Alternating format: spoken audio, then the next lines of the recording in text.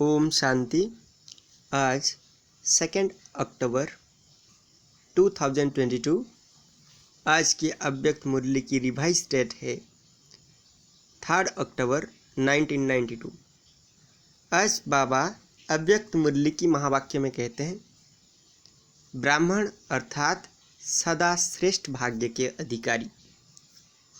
ब्राह्मण अर्थात सदा श्रेष्ठ भाग्य के अधिकारी।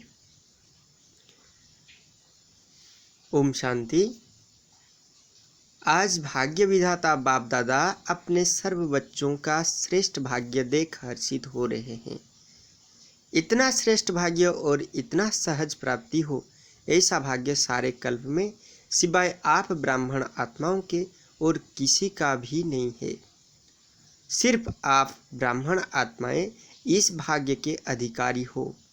यह ब्राह्मण जन्म मिला है कल्प पहले के भाग्य अनुसार। जन्म ही श्रेष्ठ भाग्य के आधार पर है, क्योंकि ब्राह्मण जन्म स्वयं भगवान द्वारा होता है। स्वयं भगवान द्वारा होता है। कैसे? बाबा ब्रह्मा बाबा के शरीर में दिव्य काया प्रवेश यानी दिव्य जन्म लेकर हमें एडप्ट करते हैं, ज्ञान सुनाकर मुख वंशावली ब्राह्मण बनाते हैं। जन्म ही श्रेष्ठ भाग्य के आधार पर है, क्योंकि ब्राह्मण जन्म स्वयं भगवान द्वारा होता है। अनादि बाप और आदि ब्रह्मा द्वारा यह अलौकिक जन्म प्राप्त हुआ है। जो जन्म ही भाग्य विधाता द्वारा हुआ है, वह जन्म कितना भाग्यवान है। जो भाग्य विधाता, जो सबका भाग्य बनाने वाला, वो हमारा जन्मदाता है, यानी हमको ब्राह्मण बनाने वाला। तो हमारा भाग्य कितना उज्जवल है। हम कितने भाग्यवान हैं। अपने इस श्रेष्ठ भाग्य को सदा स्मृति में रख हर्षित होते हो। सदा स्मृति प्रत्यक्ष स्वरूप में हो। सदा मन में इमर्ज करो। सिर्फ दिमाग में समाया हुआ ऐसे नहीं, लेकिन हर चलन और चेहरे में स्मृति स्वरूप प्रत्यक्ष रूप में स्वयं को अनुभव हो और दूसरों को भी दिखाई दे कि इन्हों की चलन में, चेहरे में श्रेष्ठ भाग्य की लकीर स्पष्ट दिखाई देती है। कितने प्रकार के भाग्य प्राप्त है, उसकी लिस्ट सदा मस्तक पर स्पष्ट हो। सिर्फ डायरी में लिस्ट नहीं हो, लेकिन मस्तक बीच भाग्य की लकीर चमकती हुई दिखाई दे। पहला भाग्य जन्म ही भाग्य विधाता द्वारा हुआ है। पहला भाग्य कौन सा है? कि हमारे जन्म स्वयं भाग्य विधाता द्वारा हुआ है, स्वयं भगवान के द्वारा हुआ है। दूसरी बात, ऐसा कभी भी आत्मा व धर्मात्मा, महान आत्मा का भाग्य नहीं, जो स्वयं भगवान ही एक बाप। दूसरी बात है, ऐसे किसी भी आत्मा व धर्मात्मा, महान आत्मा का भाग्य नहीं, जो स्वयं भगवान एक ही बाप भी हो, शिक्षक भी हो और सद्गुरु भी हो। यानी दुनिया में कोई भी ऐसे धर्मात्मा नहीं, जो महात्मा नहीं, कि जिसका बाप स्वयं भगवान हो, जिसका शिक्षक स्वयं भगवान हो, जिसका सद्गुरु भी स्वयं भगवान हो। तो सारे कल्प में ऐसे कोई है? एक ही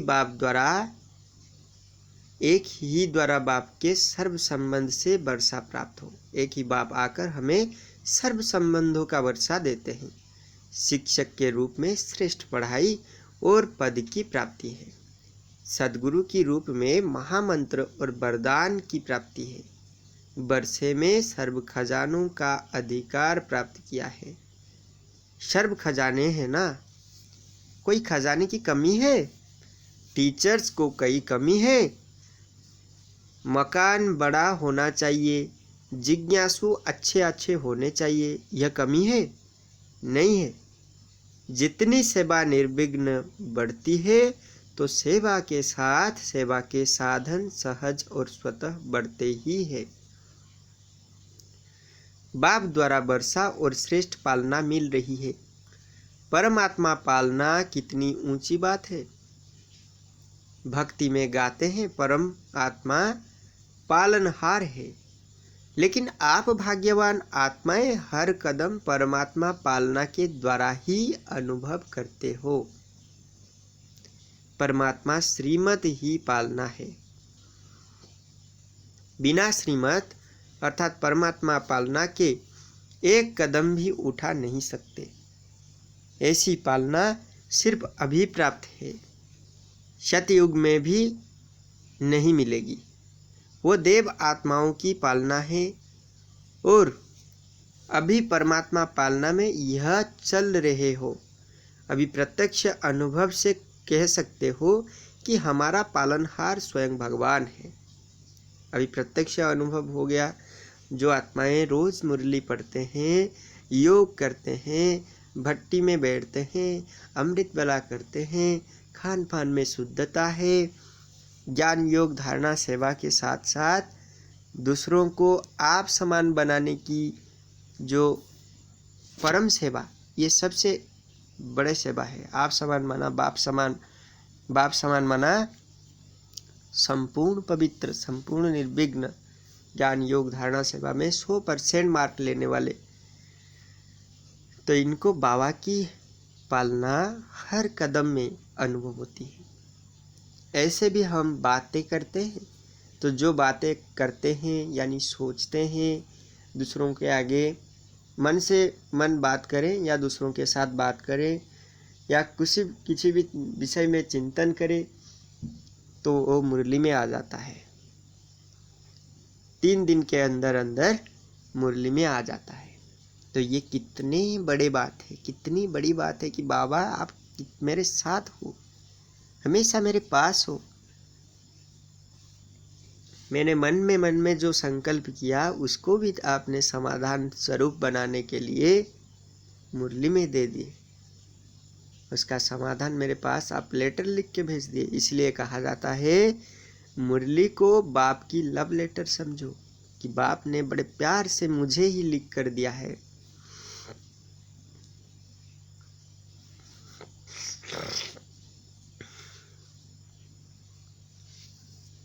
परमात्मा श्रीमत ही पालना है। बिना श्रीमत अर्थात परमात्मा पालना के एक कदम भी उठा नहीं सकते। ऐसे पालना सिर्फ अभी प्राप्त है, सतयुग में भी नहीं मिलेगी। वो देव आत्माओं की पालना है और अभी परमात्मा पालना में चल रहे हो। अभी प्रत्यक्ष अनुभव से कह सकते हो कि हमारा पालनहार स्वयं भगवान है। चाहे देश में हो चाहे विदेश में हो, लेकिन हर ब्राह्मण आत्मा फलक से कहेगी कि हमारा पालनहार परम आत्मा है। इतना नशा है कि कब मर्ज हो जाता है, कब इमर्ज हो जाता है। बाबा पूछ रहे हैं कि कभी मर्ज हो जाता है, कभी इमर्ज हो जाता है। जन्मते ही बेहद के खजाने से भरपूर हो अविनाशी वर्षे का अधिकारी ले लिया।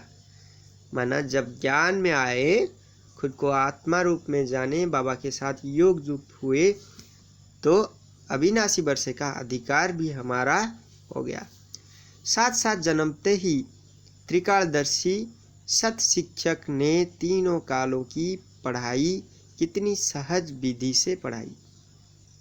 बाबा को कहा जाता है त्रिकालदर्शी, इसीलिए शिवलिंग में त्रिकोण दिखाते हैं, जो सृष्टि के आदि मध्य अंत यानी ड्रामा का, सृष्टि चक्र का जो रहस्य को जानने वाले। तो स्वयं वही त्रिकालदर्शी परमात्मा शिव हमें पढ़ा रहे हैं।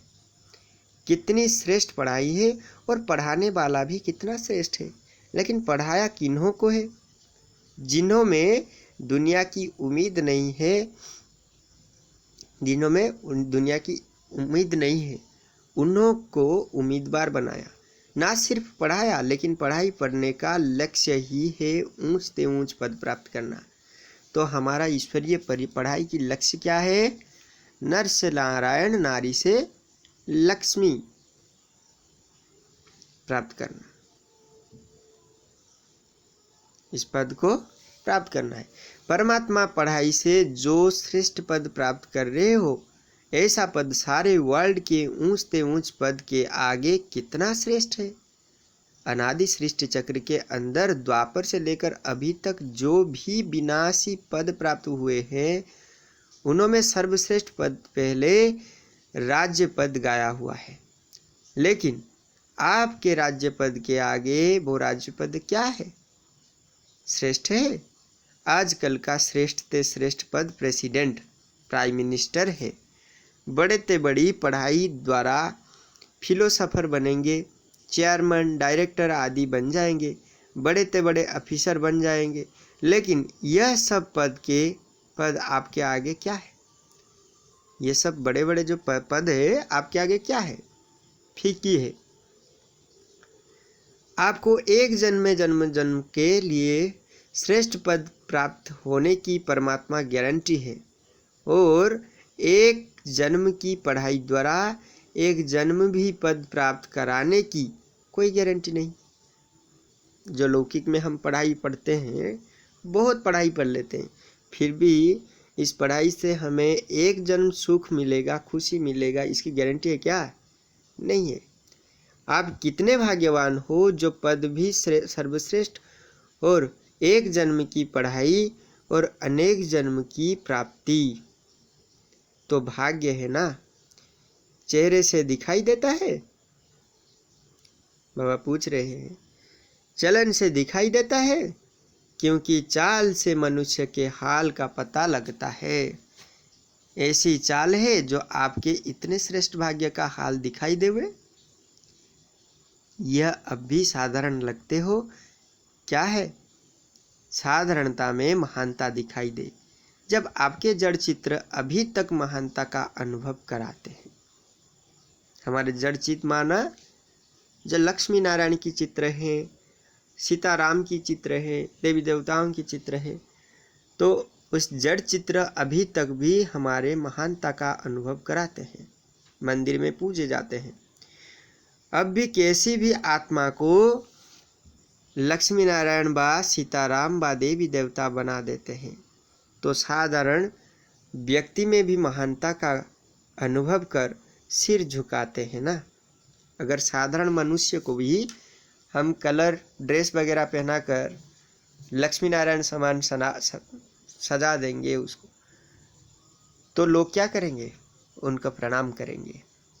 उनमें, उनके शरीर में, उनके रूप में राम सीता का, लक्ष्मी नारायण का दर्शन करेंगे। तो हमारा महानता कितना है? लोग सिर झुकाते हैं। जानते भी हैं कि यह वास्तव में नारायण बा राम आदि नहीं है, बनावटी है, फिर भी उस समय महानता को सिर झुकाते हैं, नमन पूजन करते हैं। लेकिन आप तो स्वयं चैतन्य देव देवियों की आत्माएं हो, तो हम कौन हैं? स्वयं उसी चैतन्य देवी देवताओं की आत्माएं हैं, चेतन देवी देवता। आप चेतन आत्माओं से कितनी महानता की अनुभूति होनी चाहिए। अगर हमारे जड़ चित्र के आगे दुनिया नमन करती है, सिर टेकती है, माथा पीटती है, तो हमारे जो चेतन आत्मा, तो इनमें कितनी अनुभूति की महानता की अनुभूति होनी चाहिए। लोग क्या अनुभूति करेंगे हमारे आगे आकर? होती है। आपके श्रेष्ठ भाग्य को मन से नमस्कार करें, हाथ व सिर से नहीं। हाथ व सिर से नमस्कार करने की जरूरत नहीं, मन से मन नमस्कार कीजिए कि तेरा भाग्य कितना ऊंच है। लेकिन मन से आपके भाग्य का अनुभव कर स्वयं भी खुशी में नाचो। इतनी श्रेष्ठ पढ़ाई की प्राप्ति श्रेष्ठ भाग्य है। लोग पढ़ाई पढ़ते ही है इस जीवन के शरीर निर्वाह अर्थ कमाई के लिए, जिसको सोर्स ऑफ इनकम कहा जाता है। आपकी पढ़ाई द्वारा सोर्स ऑफ इनकम कितना है? माला माल होना। आपकी इनकम का हिसाब क्या है? उनका हिसाब होगा लाखों में, करोड़ों में। लेकिन आपका हिसाब क्या होगा? आपका हिसाब क्या है? आपकी कितनी इनकम है, कदम में पदम, एक कदम में पद्मों की कमाई। तो सारे दिन में कितने कदम उठाते हो और कितने पद्म जमा करते हो? इतनी कमाई और किसकी है? कितना बड़ा भाग्य है आपका। तो ऐसे अपनी पढ़ाई के भाग्य को इमर्ज रूप में अनुभव करो। किसी से पूछते हैं तो कहते हैं ब्रह्मा कुमार और कुमारी तो हैं, वो तो बन गए, लेकिन ब्रह्म कुमार व ब्रह्मा कुमारी अर्थात श्रेष्ठ भाग्य की लकीर मस्तक में चमकती दिखाई दे। ऐसे नहीं कि ब्रह्मा कुमार व कुमारी तो हैं, लेकिन मिल जाएगा, कुछ तो बन ही जाएंगे, चल तो रहे ही हैं, बन तो गए ही हैं, आदि आदि बन गए हैं, या भाग्य को देख करके उड़ रहे हो। इसमें बन तो गए हैं, बन ही रहे हैं, चल ही रहे हैं। ये बल किसके हैं? श्रेष्ठ भाग्यवान बच्चे के ये बोल हैं। ब्रह्मा कुमार ब्रह्मा कुमारी अर्थात मौज से मोहब्बत की जीवन बिताने वाले। मोहब्बत किसके साथ? एक परमपिता परमात्मा के साथ, क्योंकि यहाँ सब एक बाप के संतान आपस में भाई भाई है। ऐसे नहीं कि कभी मजबूरी कभी मोहब्बत। अगर मजबूरी होगा तो मोहब्बत नहीं, अगर मोहब्बत होगा तो मजबूरी रह नहीं सकती। जब कोई समस्या आती है तो क्या कहते हो? चाहते नहीं है लेकिन मजबूर हो गए। भाग्यवान अर्थात सदा मजबूरी खत्म, मोहब्बत से चलने वाले। चाहते तो है लेकिन ऐसी भाषा भाग्यवान ब्राह्मण आत्माओं की नहीं है कि हम चाहते नहीं, लेकिन ये भाषा कभी भाग्यवान ब्राह्मण आत्माओं की नहीं है। भाग्यवान आत्माएं मोहब्बत के झूले में मौज में उड़ती हैं, उड़ती कला की मौज में रहती है। मजबूरी उनके आगे आ नहीं सकती। समझा? अपना श्रेष्ठ भाग्य मर्ज नहीं रखो, इमर्ज करो। तीसरी बात, सद्गुरु द्वारा क्या भाग्य प्राप्त हुआ है। पहले तो महामंत्र मिला। सद्गुरु का महामंत्र क्या मिला? पवित्र बनो, योगी बनो। जन्मते ही यह महामंत्र सद्गुरु द्वारा प्राप्त हुआ है। यानी हम जब से ज्ञान में आए, ज्ञान पाए, खुद को आत्मा रूप में पहचाने, तब से हमको बाबा कहते हैं कि पवित्र बनो, राजयोगी बनो। और यही महामंत्र सर्व प्राप्तियों की चाबी है, सर्व बच्चों को मिली है। योगी जीवन, पवित्र जीवन, यही सर्व प्राप्तियों का आधार है, इसीलिए यह चाबी है। अगर योगी जीवन रहेगी, पवित्र जीवन रहेगी, तो सर्व प्रकार की प्राप्तियां होती रहेगी। अगर पवित्रता नहीं, योगी जीवन नहीं, तो अधिकारी होते हुए भी अधिकार की अनुभूति नहीं कर सकेंगे। इसीलिए यह महामंत्र सर्व खजानों के अनुभूति की चाबी है कि योगी जीवन, पवित्र जीवन, और पवित्र बनो, योगी बनो। ऐसी चाबी का महामंत्र सद्गुरु द्वारा सभी को श्रेष्ठ भाग्य में मिला है। और साथ साथ सद्गुरु द्वारा वरदान प्राप्त हुए हैं। वरदानों की लिस्ट तो बहुत लंबी है ना। कितने वरदान मिले हैं, इतने वरदानों का भाग्य प्राप्त है, जो वरदानों से ही सारी ब्राह्मण जीवन बिता रहे हो और बिता सकते हो। कितने वरदान हैं, लिस्ट का मालूम है? तो वर्षा भी है, पढ़ाई भी है, महामंत्र की चाबी और वरदानों की खान भी है। तो कितने भाग्यवान हो, यह छिपा कर रखा है, आगे चल अंत में खोलेंगे। प्रश्न पूछ रहे बाबा। बहुत काल से भाग्य की अनुभूति करने वाले अंत में भी पद्मापदम भाग्यवान प्रत्यक्ष होंगे। अब नहीं तो अंत में भी नहीं। जो कहते हैं आगे देखेंगे, हो जाएगा, हो ही रहा है, तो बाबा कहते हैं क्या कि जो अब नहीं वो अंत में भी नहीं। अब भी है तो अंत में भी है। ऐसे कभी नहीं सोचना कि संपूर्ण तो अंत में ही बनना है। संपूर्णता की जीवन का अनुभव अभी से आरंभ होगा, तब अंत में प्रत्यक्ष रूप में आएंगे। अभी स्वयं का अनुभव हो, औरों को भी अनुभव हो, जो समीप संपर्क में आए उन्हों को अनुभव हो, और अंत में विश्व में प्रत्यक्ष होगा। समझा? बाप दादा आज सर्व बच्चों के भाग्य की श्रेष्ठ लकीर को देख रहे थे। जितना बाप ने भाग्य दिखा उतना ही बच्चे सदा अनुभव कम करते हैं। भाग्य की खान सभी को प्राप्त है, लेकिन कोई को कार्य में लगाना आता है और कोई को कार्य में लगाना नहीं आता है। जितना लगा सकते हो उतना नहीं लगाते हैं। मिला सबको एक जैसा है, लेकिन खजाने को कार्य में लगाकर बाप का खजाना सो अपना खजाना अनुभव करना, इसमें नंबरवार है। बाप ने नंबरवार नहीं दिया सबको नंबर 1 है, लेकिन कार्य में लगाना इसमें अपने आप नंबर बना दिए हैं। समझा? नंबर क्यों बने हैं? जितना यूज करेंगे, कार्य में लगाएंगे, उतना बढ़ता जाएगा। मर्ज करके रख देंगे तो बढ़ेगा नहीं, और स्वयं भी अनुभव नहीं करेंगे तो दूसरों को भी अनुभव नहीं करा सकेंगे। इसलिए चलन और चेहरे में लाओ। समझा क्या करना है? जो भी नंबर आवे अच्छा है। चलो 108 नहीं तो 16,000 में ही मिल जाए, कुछ तो बनेंगे। लेकिन 16,000 की माला सदा नहीं जपी जाती, कहाँ कहाँ और कभी कभी जपते हैं, क्योंकि ये नंबर बहुत बड़ा है। 108 की माला तो सदा जपते रहते हैं। अब मैं कौन, यह स्वयं जानो। अगर बाप कहेंगे बा और कोई कहेंगे कि आप तो 16,000 में आएंगे, तो क्या कहेंगे? मानेंगे?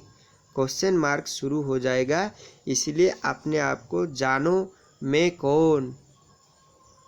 अच्छा, चारों ओर के सर्वश्रेष्ठ भाग्यवान आत्माओं को, सर्व जन्म से प्राप्त परमात्मा जन्म अधिकारी आत्माओं को, सर्व बाप द्वारा श्रेष्ठ वर्षा और परमात्मा पालना नेले वाले, सत शिक्षक द्वारा श्रेष्ठ पढ़ाई का श्रेष्ठ पद और श्रेष्ठ कमाई करने वाले, सद्गुरु द्वारा महामंत्र और सर्व वरदान प्राप्त करने वाले, ऐसे अति श्रेष्ठ पद्म हर कदम में पदम जमा करने वाली श्रेष्ठ आत्माओं को बाप दादा का याद प्यार और नमस्ते। फिर हम रूहानी बच्चों की रूहानी बाप दादा को भी पद्मा पदम गुना याद प्यार, गुड मॉर्निंग और नमस्ते नमस्ते नमस्ते। ओम शांति। अव्यक्त बाप दादा से पर्सनल मुलाकात। यथार्थ सेवा व यथार्थ याद की निशानी है निर्विघ्न रहना और निर्विघ्न बनाना। यही यथार्थ सेवा। सदा अपने श्रेष्ठ भाग्य के गीत स्वतः ही मन में बजते रहते हैं। यह अनादि अविनाशी गीत है। इसको बजाना नहीं पड़ता, लेकिन स्वतः ही बजता है। सदा यह गीत बजना अर्थात सदा ही अपने खुशी के खजाने को अनुभव करना। सदा खुश रहते हो। ब्राह्मणों का काम ही है खुश रहना और खुशी बांटना। इसी सेवा में सदा बिजी रहते हो, बा कभी भूल भी जाते हो। जब माया आती है फिर क्या करते हो? जितना समय माया रहती है उतना समय खुशी का गीत बंद हो जाता है। बाप का सदा साथ है तो माया आ नहीं सकती। माया आने के पहले बाप का साथ अलग करके अकेला बनाती है, फिर वार करती है। क्योंकि बाबा महाकाल है और माया काल है। तो जब महाकाल हमारे साथ खड़ा रहेगा तब काल हमारे पास आ सकता है क्या? आने की सोच भी नहीं सकता है। जब हम अकेला रह जाते हैं तो माया वार कर देती है। अगर बाप साथ है तो माया नमस्कार करेगी, वार नहीं करेगी। तो माया को जब अच्छी तरह से जान गए हो कि यह दुश्मन है, तो फिर आने क्यों देते हो? साथ छोड़ देते हो ना, साथ छोड़ देते हो ना। इसीलिए माया को आने का दरवाज़ा मिल जाता है। जब बाबा को हम छोड़ देते हैं तो माया हमको पकड़ लेता है, जकड़ देता है। दरवाजे को डबल लॉक लगाओ, एक लॉक नहीं। आगे पीछे सब कुछ लॉक करना है, यानी मन बुद्धि मनसा वाचा कर्मणा सब में लक करना है। श्रीमत की लक लगवा देना चाहिए। आजकल एक लक नहीं चलता तो डबल लक है, याद और सेवा। सेवा भी निस्वार्थ सेवा, यही लक है। अगर निस्वार्थ सेवा नहीं है तो वो लोग ढीला लक हो जाता है, खुल जाता है। याद भी शक्तिशाली चाहिए। साधारण याद है तो भी लक नहीं कहेंगे। तो सदा चेक करो, याद तो है लेकिन साधारण याद है या शक्तिशाली याद है। ऐसे ही सेवा करते हो लेकिन निस्वार्थ सेवा है या कुछ ना कुछ स्वार्थ भरा हुआ है। सेवा करते हुए भी, याद में रहते हुए भी यदि माया आती है तो जरूर सेवा अथवा याद में कमी है। सदा खुशी के गीत गाने वाली श्रेष्ठ भाग्यवान आत्माएं हैं। इसी स्मृति से आगे बढ़ो। यथार्थ योग व यथार्थ सेवा यह निशानी है निर्विघ्न रहना और निर्विघ्न बनाना। निर्विघ्न हो या कभी कभी विघ्न आता है? बाबा पूछ रहे हैं कि निर्विघ्न हो या कभी कभी विघ्न आ जाता है। फिर कभी पास हो जाते हो, कभी थोड़ा फेल हो जाते हो। कोई भी बात आती है, अगर उसमें अगर किसी भी प्रकार का जरा भी फीलिंग आती है, यह क्यों, यह क्या, आदि आदि, तो फीलिंग आना माना विघ्न है। सदैव यह सोचो कि व्यर्थ फीलिंग से परे फीलिंग प्रूफ आत्मा बन जाए तो मायाजीत बन जाएंगे। फिर भी देखो, बाप के बन गए। बाप का बनना यह कितनी खुशी की बात है। कभी स्वप्न में भी नहीं सोचा कि भगवान के इतने समीप संबंध में आएंगे, लेकिन साकार में बन गए तो क्या याद रखेंगे? सदा खुशी की गीत गाने वाले याद रखेंगे। सदा खुशी के गीत गाने वाले, यह खुशी के गीत कभी भी समाप्त नहीं हो सकते हैं। टीचर्स का अर्थ ही है अपने फीचर्स से सबको फरिश्ते के फीचर्स अनुभव कराने वाली। ऐसी टीचर्स हो साधारण रूप नहीं दिखाई दे, सदा फरिश्ता रूप दिखाई दे। क्योंकि टीचर्स निमित्त हो ना, तो जो निमित्त बनते हैं वो जो स्वयं अनुभव करते हैं वो औरों को अनुभव कराते हैं। यह भी भाग्य है जो निमित्त बने हो। अभी इसी भाग्य को स्वयं अनुभव में बढ़ाओ और दूसरों को अनुभव कराओ। सबसे विशेष बात, अनुभवी मूर्त बनो। खुद अनुभव मूर्त बनेंगे तो दूसरों को अनुभव कराएंगे। वरदान है, जिम्मेवारी की स्मृति द्वारा सदा अलर्ट रहने वाले शुभ भावना शुभ कामना संपन्न भवो। विस्तार है, आप बच्चे प्रकृति और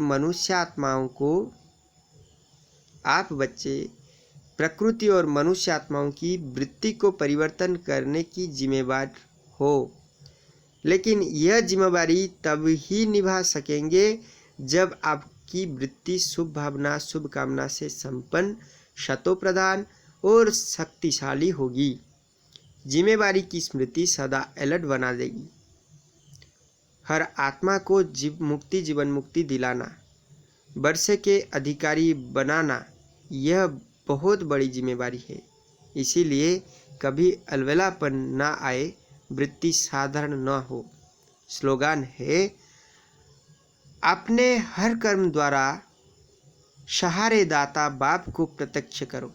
अपने हर कर्म द्वारा सहारेदाता बाप को प्रत्यक्ष करो तो अनेक आत्माओं को किनारा मिल जाएगा। ओम शांति।